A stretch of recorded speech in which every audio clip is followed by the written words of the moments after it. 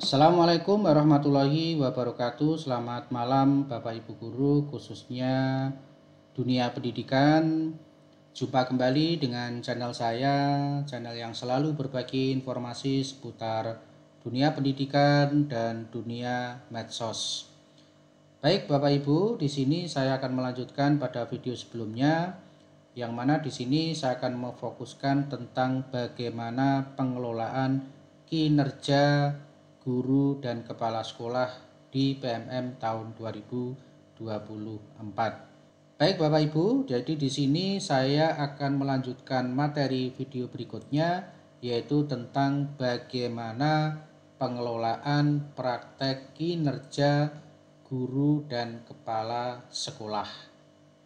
Nah, pada video sebelumnya silahkan diperhatikan ya, mulai dari pentingnya 4 variabel yang harus kita lalui, yang mana 2 penilaian, kemudian 1 pertimbangan, dan 1 adalah wajib dikumpulkan.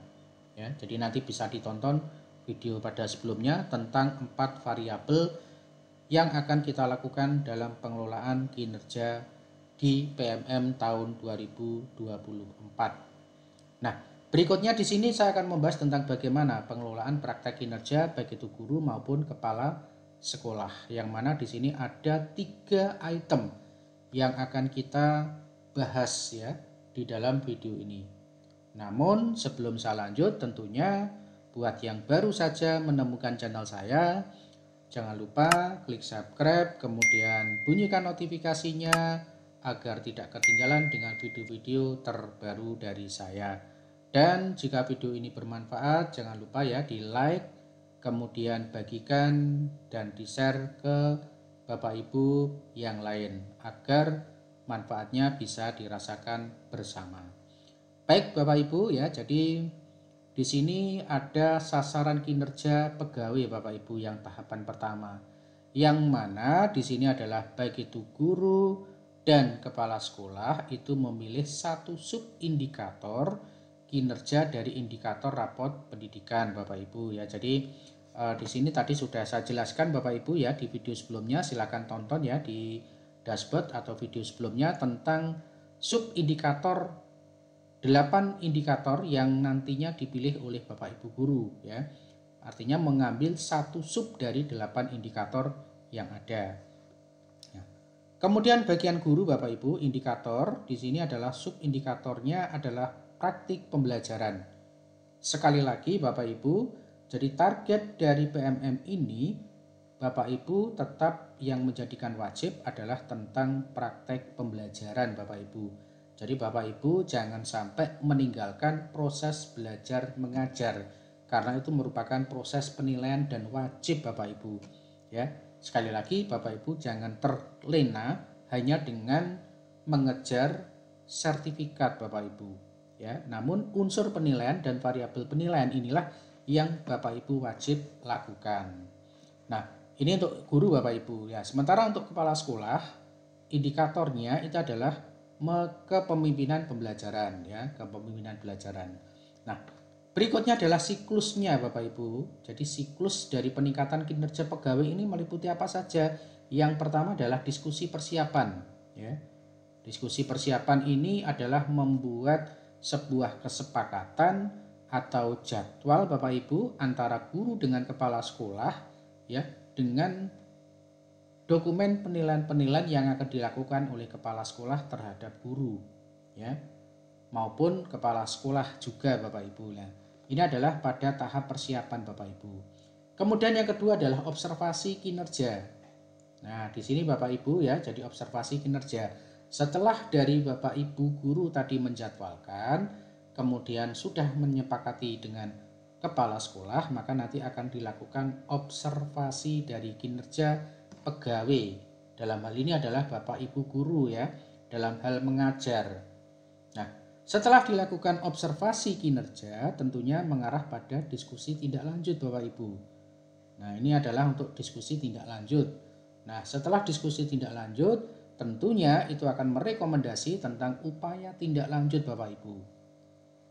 Oke ya, jadi upaya tindak lanjut. Jadi setelah adanya diskusi tindak lanjut Bapak Ibu, kita masuk pada upaya tindak lanjut. Apa saja yang perlu diupayakan dalam proses pembelajaran agar terjadi peningkatan kinerja Bapak Ibu. Nah, ini yang dilakukan. Kemudian tahap akhir tentunya adalah refleksi. Ya. Jadi refleksi tindak lanjut. Artinya apa yang bisa diperoleh? Apa yang bisa diubah setelah Bapak Ibu sudah melalui dari upaya-upaya dari proses peningkatan pembelajaran Bapak Ibu. Nah, inilah siklus dari peningkatan kinerja pegawai yang harus Bapak Ibu lalui, yaitu ada 5 substansi ya di dalam melalui siklus peningkatan kinerja pegawai. Nah, kemudian yang ketiga itu adalah penilaian kinerja Bapak Ibu. Guru dan kepala sekolah akan dinilai berdasarkan 3 aspek dari indikator rapot pendidikan. Yang pertama itu adalah upaya refleksi.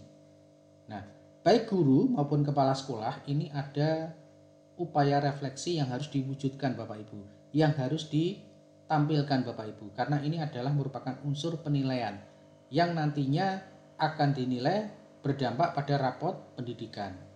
Kemudian yang kedua adalah upaya belajar, ya. Upaya belajar baik itu guru maupun kepala sekolah. Kemudian yang ketiga adalah perubahan praktek, ya. Perubahan praktek. Jadi apa yang ditingkatkan dari pembelajaran oleh Bapak Ibu guru? Tentunya ini harus ditampilkan sehingga bisa mendapatkan respon tentang penilaian kinerja. Nah, berdasarkan nilai tersebut dan mempertimbangkan pengembangan kompetensi ditetapkan predikat kinerja pegawai Bapak Ibu. Nah, jadi mempertimbangkan Bapak Ibu ya, pengembangan kompetensi yang ditetapkan predikat kinerja pegawai belajar baik itu guru maupun kepala sekolah. Kemudian yang ketiga adalah perubahan praktek ya. Perubahan praktek. Jadi apa yang ditingkatkan dari pembelajaran oleh Bapak Ibu guru? Tentunya ini harus ditampilkan sehingga bisa mendapatkan respon tentang penilaian kinerja. Nah, berdasarkan nilai tersebut dan mempertimbangkan pengembangan kompetensi ditetapkan predikat kinerja pegawai Bapak Ibu. Nah, jadi mempertimbangkan Bapak Ibu ya, pengembangan kompetensi yang ditetapkan predikat kinerja pegawai. Nah, demikian tadi Bapak Ibu penjelasan tentang bagaimana penilaian dalam pengelolaan kinerja. Baik Bapak Ibu, terima kasih. Semoga bisa dipahami dan bermanfaat untuk kita semuanya. Terima kasih. Assalamualaikum warahmatullahi wabarakatuh.